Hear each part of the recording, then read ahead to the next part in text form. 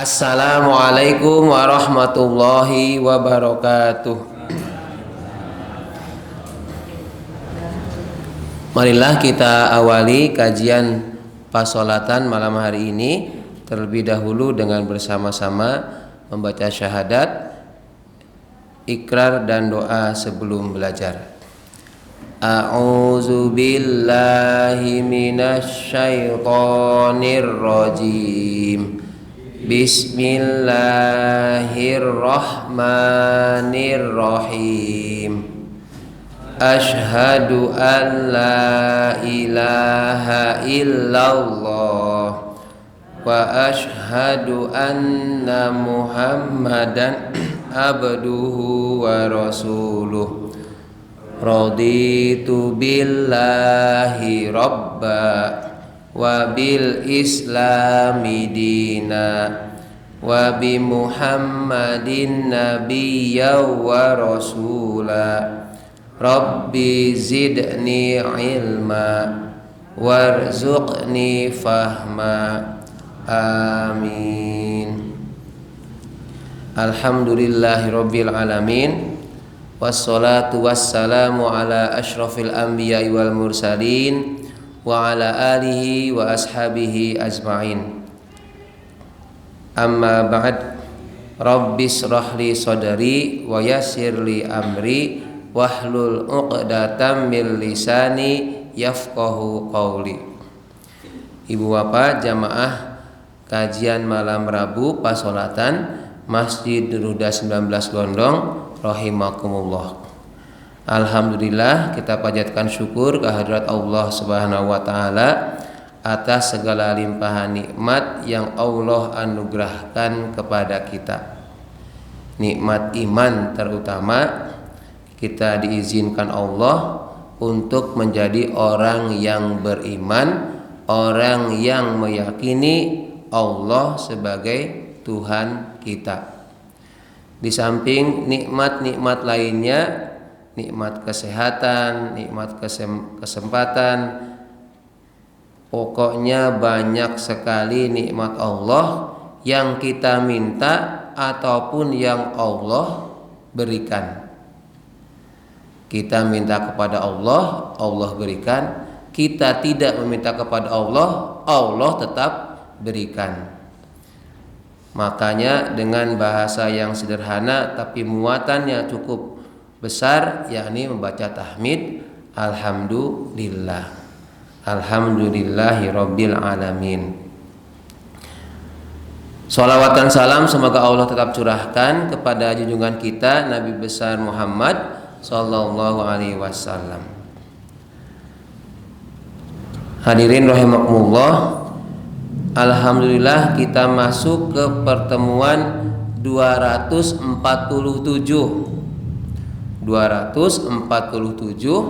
bertepatan dengan tanggal istimewa, yakni 28 Oktober 2025. 28 Oktobernya sebagai hari Sumpah Pemuda. Jadi tahun 1928, hampir seabad ya. Kurang berapa tahun? Kurang 3 tahun lagi seabad Sumpah Pemuda. Saya yakin yang bersumpah pada waktu sudah meninggal mungkin ya, sudah tua dan sudah meninggal mungkin. Nah, sekarang tinggal bapak-bapak, sepuh-sepuh. Semuanya dulu yang sepuh juga pernah muda. Yang muda belum tentu sampai tua. Ya, karena ada usia muda sudah meninggal. Khairul Anwar ya, dengan puisinya Aku, itu usianya di bawah 30 tahun meninggal. Masih muda. Kalau Sudirman berapa tahun? Jenderal Sudirman 34 tahun ya. Tapi sudah jenderal. Saya sudah angka kebalikan dari usia Jenderal Sudirman, belum jadi apa-apa ya. Tidak bisa seperti Jenderal Sudirman yang begitu besar jasanya untuk Republik Indonesia ini. G. Malam hari ini kita bahas permintaan atau pertanyaan dari Pak Sudir ya. Salat ghaib. Salat ghaib. Ghaib itu kan tidak kelihatan. Berarti kalau salat ghaib, salat yang tidak kelihatan. Wah, hebat itu ya, salat seperti bayangannya. Bukan itu maksudnya salat ghaib itu, meskipun artinya ghaib itu dia maknai tidak bisa dilihat ya. Tetapi dalam arti salat ghaib adalah salat jenazah yang dilakukan tidak berada di depan mayit atau jenazahnya. Disebutnya salat ghaib. Kalau yang sholat jenazah, sholat mayit, begitu ada kelihatan di depan yang menyolatkannya jenazah, ada jenazah, itu sholat jenazah. Bagaimana hukum dari sholat ghaib? Karena sholat ghaib itu sejatinya sholat jenazah, maka hukum sholat jenazah itu adalah disyariatkan, masyru', bahkan statusnya adalah fardu kifayah. Fardu kifayah, yakni apabila ada seseorang atau sebagian golongan sudah menyolatkan si mayit atau si jenazah tersebut, maka orang atau golongan yang lain tidak lagi dikenai kewajiban, gugur kewajibannya. Jadi kalau ada di suatu tempat seseorang meninggal, kemudian ada satu orang yang menyolatkan si jenazah itu, maka orang lain yang masih hidup yang wajib menyolatkan tidak lagi menjadi wajib. Kenapa? Karena sudah terpenuhi oleh satu yang menyolatkan. Tapi dalam 2 minggu terakhir itu kita membahas tentang sholat jenazah, sholat mayit, yakni diantaranya bolehlah, berharaplah kita itu setelah mati dimandikan, dikafani, sebelum dikuburkan itu disolatkan oleh banyak orang. Setidaknya ada 40 orang yang mukmin, orang yang beriman menyolatkan kita. Syukur-syukur 100 orang. Bersyukur lagi kalau lebih dari 100 orang. Boleh berharap begitu? Boleh. Ketika menjelaskan hadis itu, ada seorang yang saking pengennya berharap, ya Allah, pengen aku seperti yang Rasul ceritakan, yakni orang yang meninggal kemudian jenazahnya disolatkan 40 orang. Nanti akan Allah berikan syafaat. Ya, syafaat berarti ada pertolongan. Makanya kalau ada di kampung itu kok diumumkan ada orang yang meninggal, itu sejatinya adalah supaya orang-orang mau menyolatkan. Bukan sekedar takziah datang saja, tapi menyolatkan. Lalu ada menghibur keluarga yang ditinggalkan.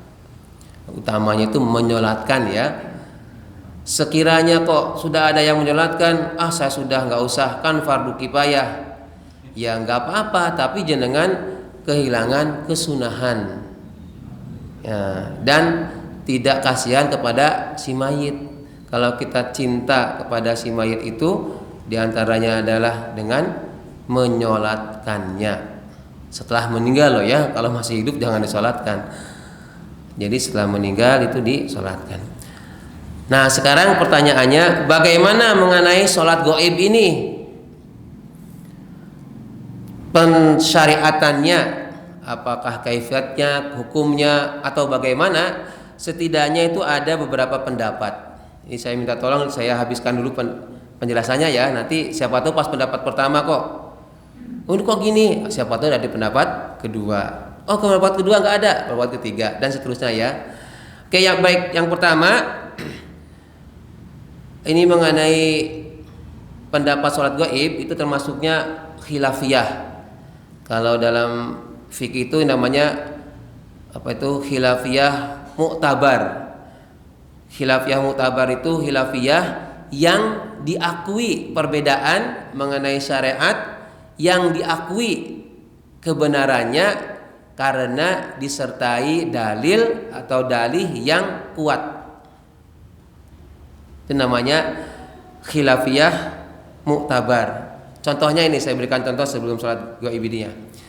Membaca bismillah jahar dengan membaca bismillahirrahmanirrahim syir dalam surat Al-Fatihah sholat berjamaah. Itu khilafiyah. Jadi ada orang, misalnya ada imam membaca Al-Fatihah dalam surat Al-Fatihah bismillahnya lantang. Bismillahirrahmanirrahim. Itu sunnah ya. Tapi ada juga orang yang berbeda, yakni bismillahnya tidak dijaharkan. Misalnya hanya lirih-lirih aja. Alhamdulillahi rabbil alamin. Nah, itu termasuknya khilafiyah mu'tabar. yakni perbedaan atau perselisihan pendapat yang sama-sama kuat dalilnya. Jadi yang membaca bismillahnya jahar dalilnya ada, yang membaca bismillahnya sir atau pelan pun juga ada dalilnya. Yang salah itu apa? Yang menyalahkan atau merasa benar. Itu yang tidak baiknya. Mengenai sholat ghaib sekarang. Yang pertama, ada yang berpendapat bahwa sholat ghaib itu disyariatkan dan boleh dilakukan pada muslim atau seorang Islam yang wafat di negara lain. Baldatun, jadi baldah diartikan dengan negeri, boleh dimaknai dengan negara atau kota sekiranya itu beda kekuasaan. Siapa ini yang berpendapat? Ini termasuk Imam Syafi'i. Jadi kalau menurut Imam Syafi'i itu boleh dilakukan sholat gaib pada muslim yang wafat atau meninggalnya di negeri orang. Misalnya di negeri Malaysia, negeri Singapura. Bagaimana kalau di Kalimantan? Bagaimana kalau di Sumatera? Nah, itu nanti beda pendapat, nanti dilihat di bawah lagi. Hadirinkumullah. Jadi beberapa pendapat mengenai status sholat gaib ini dasarnya sebenarnya dari satu hadis, dari hadis yang sama, dari beberapa hadis yang itu sama tapi beda memaknai. Adapun yang tadi saya maksudkan, ini hadis saya baca utuh nanti biar dipakai untuk hadis untuk pendapat yang lainnya ya. Anna Rasulullah sallallahu alaihi wasallam na'alin nasi wa huwa bil Madinah.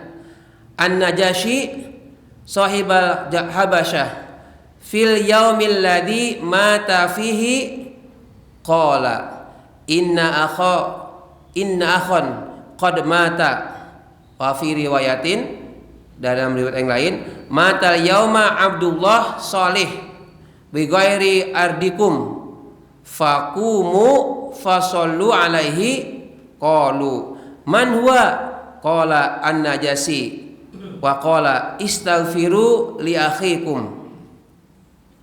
Sesungguhnya Rasulullah SAW itu pada saat itu sedang ada di Madinah. Sudah ada di Madinah berarti setelah hijrah. Lalu pernah mengumumkan, pernah mengiklankan, memberitahukan atau mengabarkan berita mengenai kematian An-Najashi. An-Najasi itu yaitu Raja Habasyah. Kepada siapa? Kepada orang-orang, maksudnya kepada orang-orang mukmin di Madinah pada hari kematiannya di Habasyah. Kalau sekarang Ethiopia. Kok tahu Nabi? Emang di sana waktu itu sudah ada WA? Halo Rasul, ada kematian di Lelayu. Tidak, bukan itu, tapi langsung dari Allah melalui wahyu dari malaikat dikabari. Kalau bahasa kitanya, Muhammad, ini ada Lelayu Habasyah, dari Raja Habasyah namanya Najasyi itu wafat. Kamu sholatkan. Nah, kalau bahasa gampangannya gitu ya. Ini untuk memudahkan aja ya. Namanya intermezzo ya, bukan kan nggak mungkin juga malaikat Jibril ke Rasul Muhammad ya, nggak gitu juga ya. Ini untuk memudahkan memahami ya. Kemudian apa? Rasulullah SAW kemudian bersabda, sesungguhnya saudara kalian, inna akhon, sesungguhnya saudara kalian qad mata, sudah wafat atau telah meninggal dunia. Dalam riwayat lain, mata yauma Abdullah Salih, disebutkan hari ini sudah ada yang meninggal, yaitu seorang hamba Allah yang soleh. Diumumkan kepada para sahabatnya, bi ghairi ardikum, di tanah selain kalian, artinya jauh di sana. Kemudian kata Rasul, fakumu, berdirilah kalian, fasallu alaih, kemudian sholatlah untuk si Abdullah yang soleh itu. Qalu, para sahabat kepo itu pengen tahu. Kata sahabat, man huwa, siapa yang engkau maksud itu? Abdullah yang soleh itu wahai Rasul, yang akhon, saudara yang meninggal itu. Lalu Rasul menjawab, qala an-Najasyi, yaitu an-Najasyi, raja Habasah. Wa qala, kemudian Rasul berkata, istaghfiru li akhikum, mohonkanlah ampun oleh kalian semua untuk saudara kalian, yakni Raja Najasyi. Ini yang menjadi dasar pendapat yang pertama, bahwa dibolehkannya sholat ghaib. Ini ceritanya gini, kok An-Najasyi atau Raja Habasah ini kok sampai disolatkan oleh Rasul? Emangnya di sana nggak ada orang? Nah, dalam beberapa cerita kisah disebutkan Najasyi ini dia telah beriman kepada Allah, beriman kepada Rasulullah. Hanya saja dia tidak memproklamirkan keimanannya. Orang-orang tidak tahu kalau dia itu beriman kepada Allah.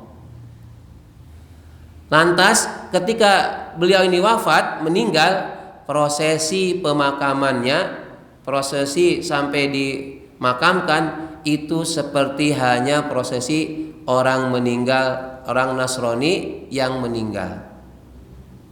Jadi dimakamkan seperti budaya adatnya orang Nasrani. Kok segitunya? Ya, karena tidak ada yang tahu kecuali Allah yang tahu bahwa Raja Najasyi itu sudah beriman. Cuma dia menjaga keimanannya, tidak menunjukkan, tidak memperlihatkan. Kenapa? Kalau dia memperlihatkan keimanannya, maka kekuasaannya dia tidak bisa berkuasa untuk mengatur rakyat.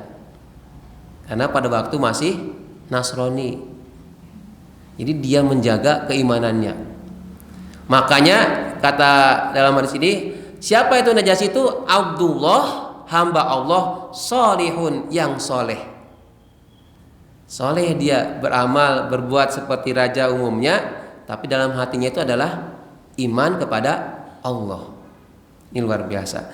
Jadi itu yang menjadikan alasan Imam Syafi'i, pendapat dari golongan Syafi'i, bahwa sholat ghaib itu disyariatkan dan dibolehkan kepada orang muslim yang berada di luar negeri, bi ghairi ardikum, di selain tanahmu atau di sana di negeri yang lain. Itu alasannya menurut Imam Syafi'i loh ya. Nanti pendapat yang kedua, ketiga dan seterusnya beda lagi. Lalu pendapat yang kedua, yaitu sholat gaib khusus dilakukan oleh Rasulullah SAW untuk menyalatkan jenazahnya An-Najasyi di sana di negeri Habasah. Ini menurut mazhab Hanafiyah dan Malikiyah. Sumber hadisnya bagaimana? Sama. Hadisnya sama yang tadi, cuman penafsirannya yang berbeda. Jadi menurut Imam Malik dan Imam Hanafi ini bagaimana? Bahwa perbuatan Nabi SAW dalam melakukan sholat gaib terhadap jenazah atau mayatnya An-Najasyi itu adalah kekhususan dari Allah untuk Rasulullah SAW saja. Jadi tidak ada yang lain. Artinya selain Nabi tidak boleh melakukan sholat gaib menurut Imam Malik dan Hanafi. Jadi mereka tidak mempercayai atau tidak mengamalkan sholat gaib lagi, karena yang mengamalkan sholat gaib cukup Nabi atau hanya Nabi. Kenapa kok? Dan itu khusus untuk Najasyi. Jadi khusus untuk Raja Najasyi. Lah kenapa? Karena ketika waktu itu di zaman Rasul kan banyak para sahabat yang meninggal di luar Madinah, tapi Rasul tidak menyolatkannya. Jadi memang edisi spesial sholat gaib untuk Raja Habsah atau namanya An-Najasyi itu. Ini menurut Imam Malik. Jadi menurut mereka ini, pendapat mereka, tidak ada lagi riwayat-riwayat yang menyebutkan bahwa setelah sholat gaib untuk An-Najasyi itu Rasulullah melakukan sholat gaib lagi. Sholat gaib lagi tidak dilakukan menurut pendapatnya Imam Hanafi dan Maliki ini. Itu pendapat yang kedua. Nah, sekarang pendapat yang ketiga. Bagaimana yang ketiga? Sholat gaib tidak disyariatkan kecuali pada orang yang mati dan belum disolatkan. Seseorang yang sudah mati tapi belum disolatkan di negeri orang atau di tempat lain. Ini pendapatnya mazhab Ahmad bin Hambal. Jadi menurut mereka pendapat ini beralasan bahwa Raja Najasyi itu sudah ada, ya seperti dalam yang hadis yang saya kutip di pendapat pertama tadi, bahwa orang yang matinya itu belum disolatkan oleh orang-orang di sekitarnya. Tidak ada yang menjelaskan karena Najasyi itu kan orang-orang di sana adalah berkeyakinan Nasrani, bukan Islam. Hanya Islam itu baru Najasyi ini, Raja Habsah ini. Nah, ini menurut pendapat yang ketiga.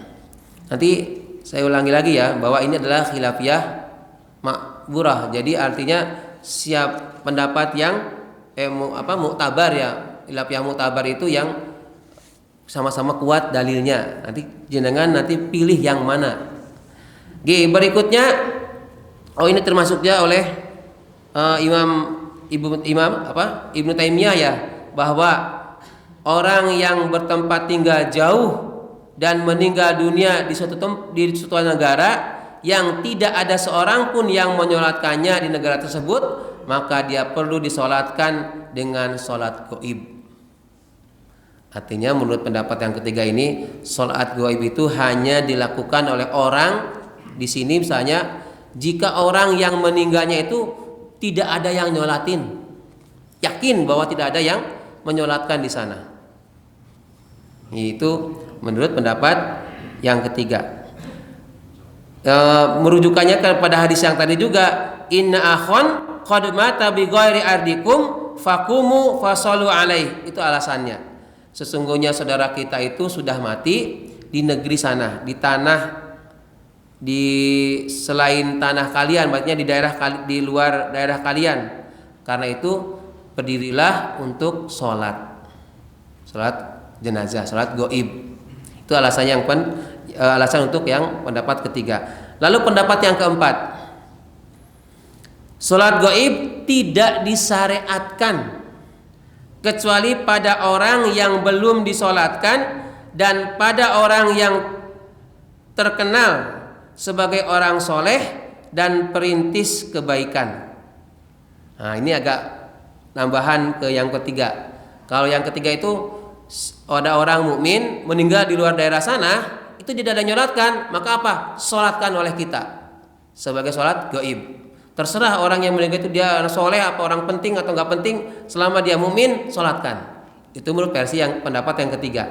Dan menurut pendapat yang keempat itu bagaimana? Apabila ada orang yang meninggal di luar daerah dan orang itu tokoh, figur, orang soleh dan memiliki banyak kebaikan, terutama untuk warga atau umat sekitarnya, kemudian meninggal, maka disolatkan. Yes, syaratnya jika belum ada yang nyolatin. Ini kayaknya tipis ini. Misalnya ada orang yang soleh di negara mana yang tidak ada, misalnya meskipun negara yang tidak mayoritas Islam, mungkin ada 1-2 mungkin yang Islam ya. Ini agak Ini mungkin karena zaman dulu ini menurut siapa nih, Imam Ahmad juga meriwayatkan ini ya, bahwa terkait dengan An-Najasyi ini adalah tokoh yang sangat berjasa kepada kaum muslimin, yakni dengan mendukung dan melindungi para sahabat yang hijrah ke Habsah, ke Ethiopia dulu. Itu jasanya luar biasa, maka disolatkan sholat gaib. Ini menurut pendapat yang keempat. Menurut pendapat yang kelima, ini yang terakhir, sholat gaib hanya boleh dilakukan pada hari kematiannya saja, atau berdekatan waktunya dengan hari kematian, dan tidak boleh bila sudah lama. Boleh gaib? Boleh. Berarti misalnya orangnya tidak di sini, misalnya loh ya, di luar Indonesia atau di luar pulau, yang dia itu membutuhkan waktu atau banyak rintangan, sudah meninggal pagi tadi, sudah yakin dimandikan, sudah dikafani, maka orang yang di sini sholat gaib. Itu menurut pendapat yang kelima. Jadi tidak harus orang itu soleh atau dia itu punya kebaikan untuk umat. Pokoknya asal waktunya masih sehari atau waktunya berdekatan. Itu menurut pendapat yang kelima. Nah, terus dari kelima pendapat itu, maka silahkan Bapak Ibu memilih kalau meyakini mau yang mana, mau menerapkan yang mana. Semuanya punya dalil. Dalilnya cuma satu hadis itu, cuman beda penafsiran. Kalau sholat gaib itu lokasinya si jenazah dengan masjid, apa ada misalnya di perumahan? Ini mau sholat gaib itu. Karena dulu pernah ada berdebat gitu, bahas ini kalau mau disolatkan nggak usah gaib karena dekat gitu loh. Karena radiusnya itu berapa meter kira-kira? Ya, jadi kalau misalnya di Jakarta jauh kan, ada sekitar 300-400 km kan? Ada tidak? Dari Jogja ke sana kurang 400-an ya, 300-an lah. 500 itu ditempuh dengan pesawat, dengan kereta bisa ya? Bisa. Maka meskipun itu secara, kalau ada yang menyebutkan jaraknya seperti sholat di jama' ya, ada yang 90 atau 83 km jaraknya. Nah, kalau merujuk kepada hadis yang tadi, itu bi ghairi ardikum, di luar daerah kalian. Yakni apa? Di kekuasaan. Kalau di Indonesia berarti di luar Indonesia. Kalau cuma di perumahan, ini misalnya di perumahan Condong Catur, main di sana kita di sini sholat gaib, ya nggak bisa, itu bukan sholat gaib, karena syaratnya bi ghairi ardikum itu tidak terpenuhi, masih bisa ditempuh. Ya, misalnya perumahan di Pacitan misalnya, itu masih bisa ditempuh. Ya, jadi nggak bisa, bukan sholat gaib, apalagi di sana ada yang menyolatkan. Karena tadi statusnya itu adalah apa?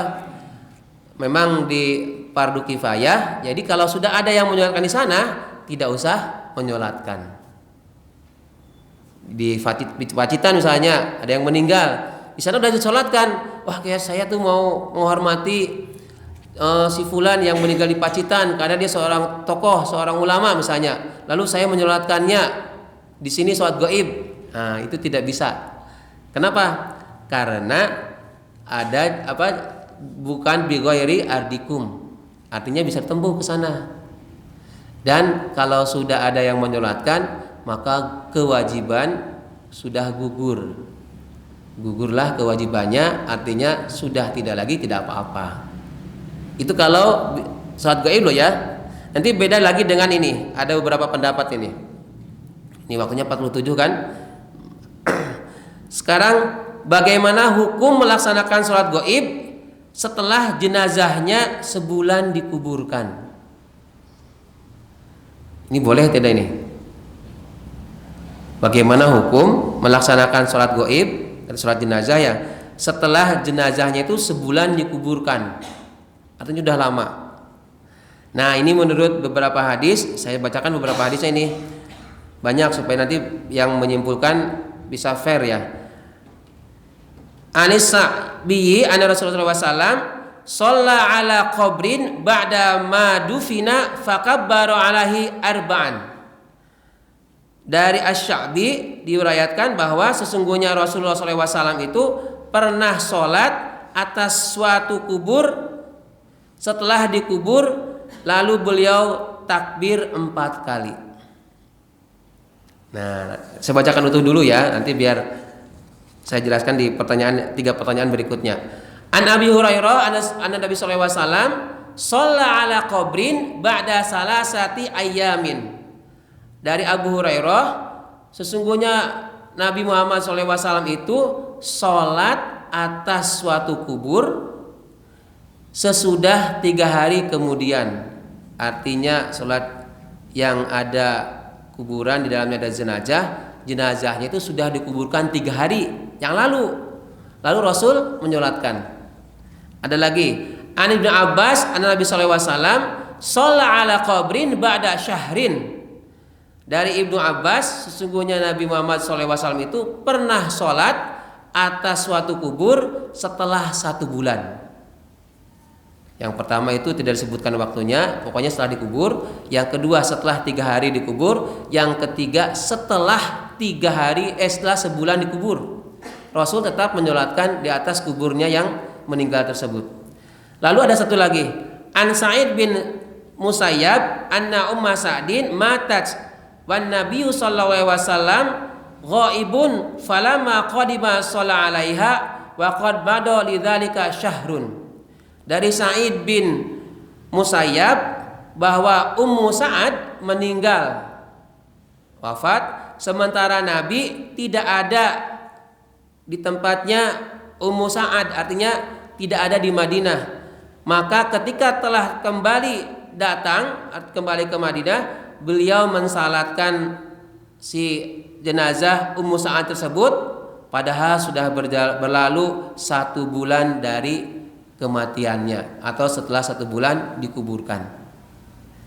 Dengan begitu, merujuk kepada hadis tadi itu, bagaimana kesimpulannya?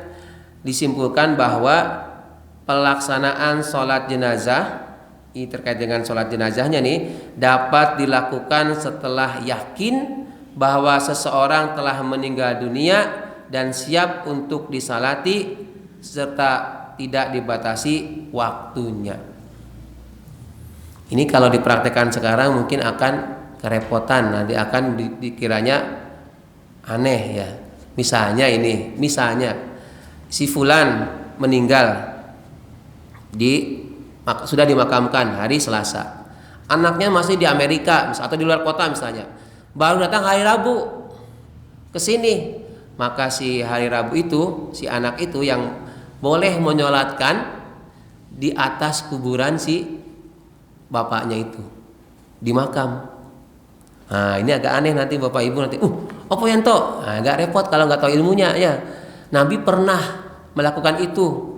Kenapa? Saking pengen, karena kata Nabi disebutkan bahwa sholat jenazahnya Rasul itu adalah sebagai rahmat bagi si mayit, si jenazah.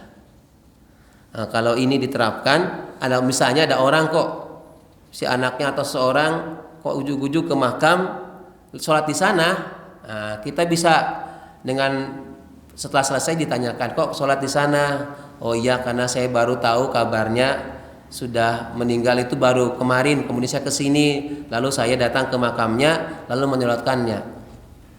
Itu kalau merujuk kepada di sini, hadis ini boleh, cuman tidak lazim kalau diterapkan. Nanti kalau begitu kan orang-orang yang jauh pada sholat di sana di kuburan, dikiranya sholat di makam, kan tidak boleh ya, sholat fardu terutama. Karena kalau sudah jenazah itu boleh.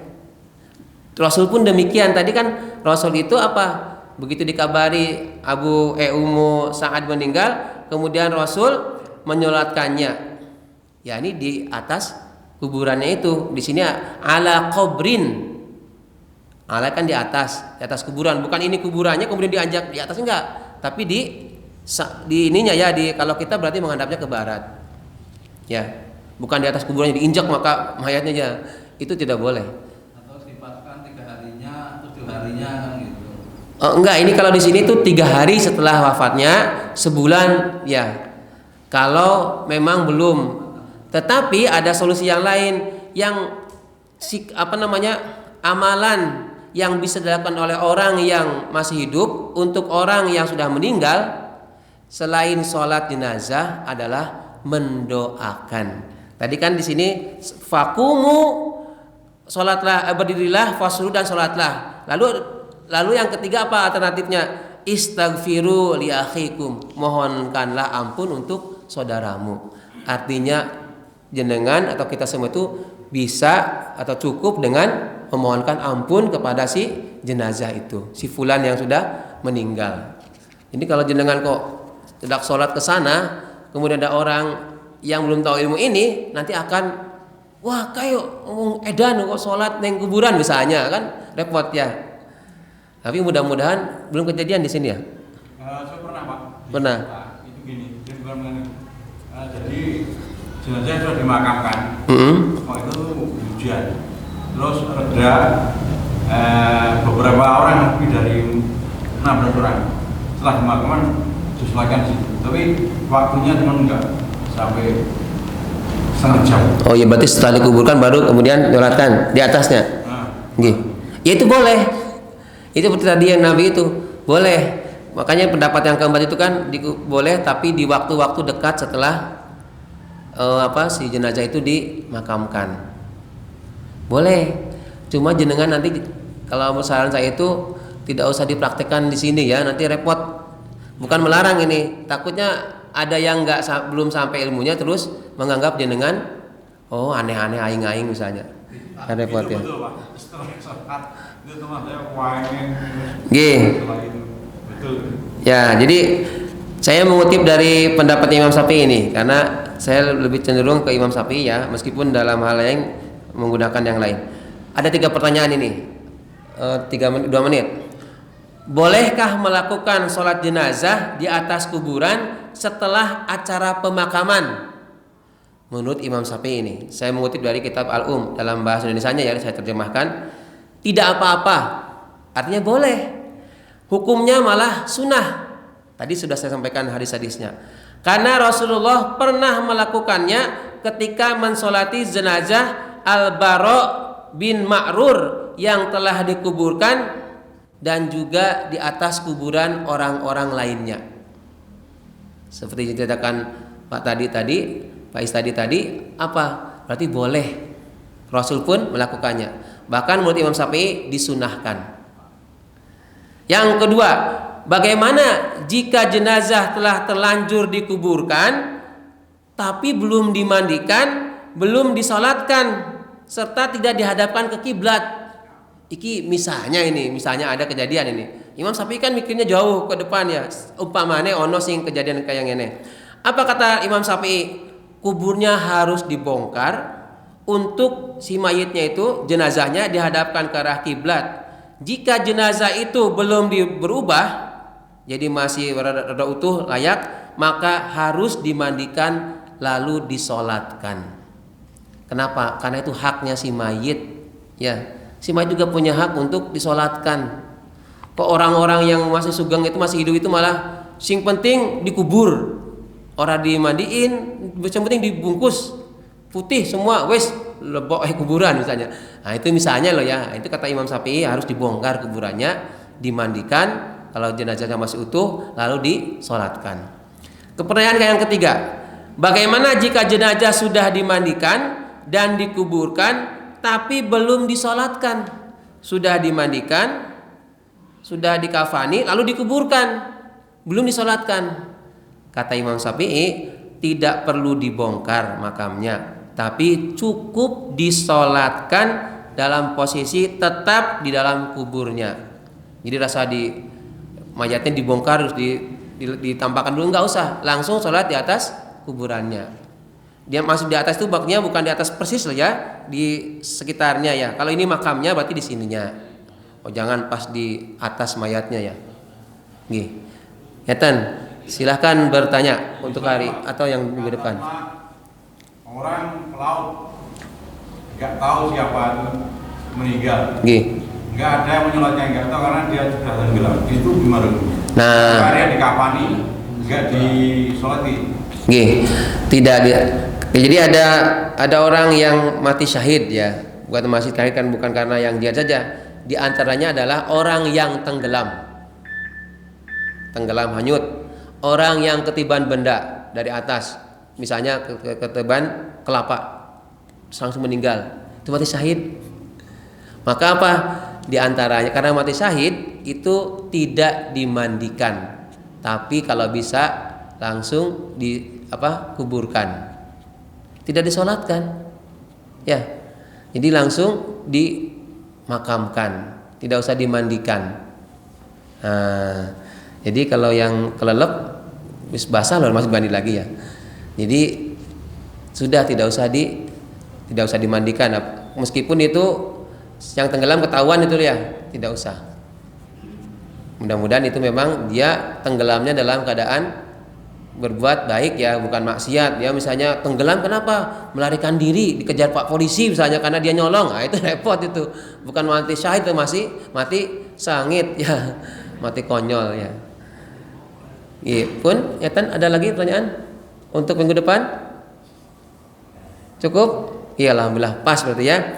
Mari kita akhiri dengan bersama membaca doa kafaratul majelis.